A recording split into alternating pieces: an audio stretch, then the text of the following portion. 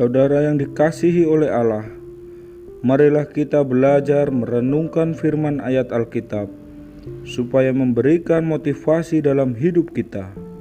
Minta selalu pimpinan Roh Kudus, agar mampu mengerti akan apa yang kita pelajari. Menabur kebaikan pasti akan menuai kebaikan. Begitu sebaliknya, menabur kejahatan kelak menuai kejahatan. Lakukan apa yang benar di hadapan Tuhan, bukan apa yang benar di mata kita.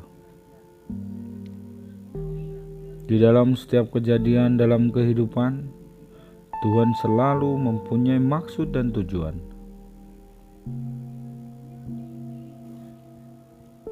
Galatia 6 ayat yang ke-7.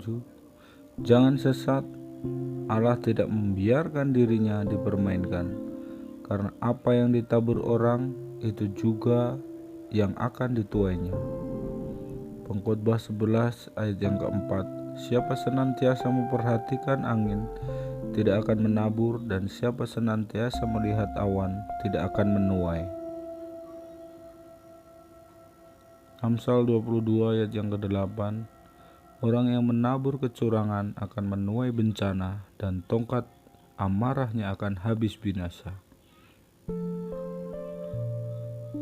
Galatia 6 ayat yang ke-8. Sebab barang siapa menabur dalam dagingnya, ia akan menuai kebinasaan dari dagingnya. Tetapi barang siapa menabur dalam roh, ia akan menuai hidup yang kekal dari roh itu. Yohanes 12 ayat yang ke-24. Aku berkata kepadamu, sesungguhnya jikalau biji gandum tidak jatuh ke dalam tanah dan mati, ia tetap satu biji saja, tetapi jika ia mati, ia akan menghasilkan banyak buah. Di dalam Matius 7 ayat yang ke-12, segala sesuatu yang kamu kehendaki supaya orang berbuat kepadamu, perbuatlah demikian juga kepada mereka. Itulah isi seluruh hukum Taurat dan kitab para nabi.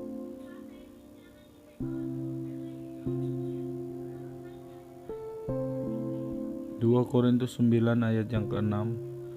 Camkanlah ini, orang yang menabur sedikit akan menuai sedikit juga, dan orang yang menabur banyak akan menuai banyak juga.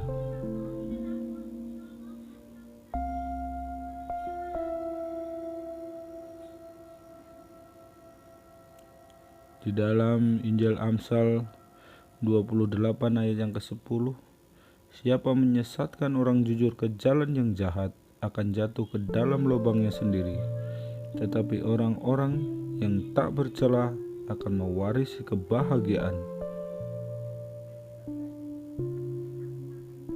Amsal 28 ayat yang ke-13.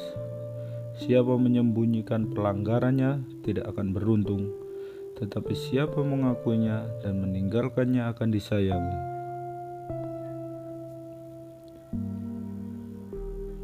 Amsal 28 ayat yang ke-18.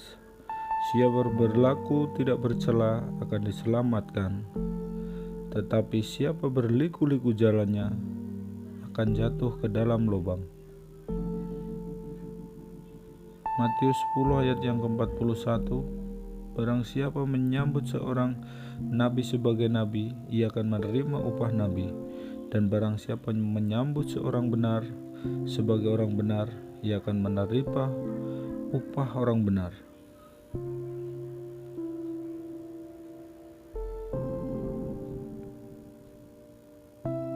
Dalam Injil Matius 16 ayat yang ke-25, karena barang siapa mau menyelamatkan nyawanya, ia akan kehilangan nyawanya, tetapi barang siapa kehilangan nyawanya karena aku, ia akan memperolehnya.